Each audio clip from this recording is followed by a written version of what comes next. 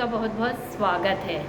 हम जानते हैं कि दुनिया में ऐसे अनगिनत लोग हैं जो ना तो बोल पाते हैं और ना ही सुन पाते हैं।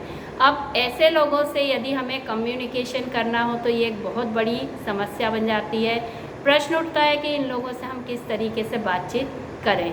तो इसके लिए जो है सांकेतिक भाषाओं या फिर साइन लैंग्वेज का निर्माण किया गया, जिनमें कि हाथों की उंगलियों, हाथों का, अपनी चेहरे के एक्सप्रेशंस का, गर्दन का, मतलब हर चीज़ जिससे हम उनको समझा सकते हैं उनका उपयोग किया जाता है। तो ये जो सांकेतिक भाषा है ये एक तरीके से जो बोल सकते हैं और जो नहीं बोल सकते उनके बीच में सेतु का काम करती है, जिससे कि दोनों आपस में बातचीत कर सकते हैं। और इन्हीं साइन लैंग्वेज को दुनिया भर में जो है मान्यता दिलवाने और लोगों के बीच में इसका प्रचार प्रसार करने के लिए आज 23 सितंबर को जो है इंटरनेशनल साइन लैंग्वेज डे या अंतर्राष्ट्रीय सांकेतिक भाषा दिवस मनाया जाता है। यह सांकेतिक भाषा जो है मूक बधिरों के लिए अपना कम्युनिकेशन करने का एक बहुत अच्छा माध्यम होता है, जिसका प्रयोग करके वे आपस में एक दूसरे से संवाद स्थापित कर पाते हैं।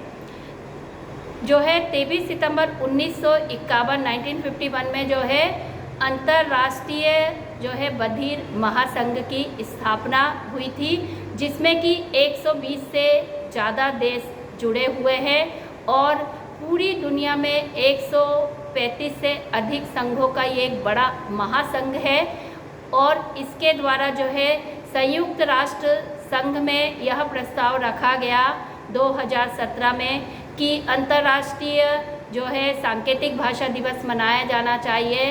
तो मान्यता मिलने के बाद जो है 23 सितंबर 2018 से इस दिन को मनाया जा रहा है और लोगों में इसका व्यापक प्रचार प्रसार हो, इसलिए हर साल इसके लिए एक थीम या विषय का चयन भी किया जाता है। और इस साल भी इसके लिए एक थीम चुनी गई है कि सांकेतिक भाषाओं को ज़्यादा से ज़्यादा लोगों तक पहुंचाना, उसमें एक रूपता स्थापित करना, क्योंकि हम सभी जानते हैं कि ये कम्युनिकेशन हर किसी के लिए बहुत ज़रूरी है।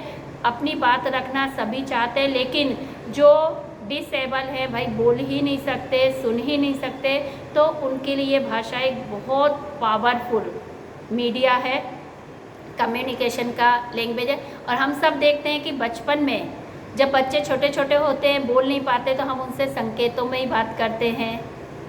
जो यातायात के ट्रैफिक के नियम होते हैं उसमें भी कई तरीके के संकेत बने होते हैं। तो सांकेतिक भाषाओं से हम सभी परिचित हैं। चूँकि हम बोल सकते हैं तो हम उनका प्रयोग नहीं करते, लेकिन फिर भी कभी ना कभी हाँ, ना, है ना, कुछ प्रश्न पूछना है तो अपनी भवों को उठाना, बहुत सी चीज़ें हैं जिनका हम अपनी उंगलियों से, हाथों से संकेत देते हैं। योग में भी बहुत सारी हस्त मुद्राएं होती हैं जिनके अलग अलग प्रतीक और अर्थ होते हैं। तो सांकेतिक भाषाएं भी जो है, क्योंकि हर देश में अलग अलग लैंग्वेज बोली जाती है, तो उसके हिसाब से सांकेतिक भाषाएं भी 300 से ज़्यादा होती हैं, जो कि उस देश के अनुसार उसके मीनिंग को ग्रहण करती हैं। तो सांकेतिक भाषाओं को हम भी समझें, उनसे यदि हम भी अपनी कोई बात कहना चाहते हैं, सुनना चाहते हैं, तो कुछ हमें भी ये संकेत आना चाहिए। हम सब ने दूरदर्शन पे मूक बधिरों के लिए आने वाले समाचार भी देखे हैं, जिसमें संकेतों के माध्यम से ही जो है पूरे समाचार पढ़े जाते थे। तो आज 23 सितंबर अंतर्राष्ट्रीय सांकेतिक भाषा दिवस पर सभी लोग ये प्रयास करें कि जो लोग सुन नहीं सकते, जो लोग बोल नहीं सकते, उनके लिए हम भी थोड़े बहुत संकेत जाने, समझें और उनके साथ बातचीत कर सकें। तो सभी को अंतर्राष्ट्रीय सांकेतिक भाषा दिवस की बहुत बहुत बधाई।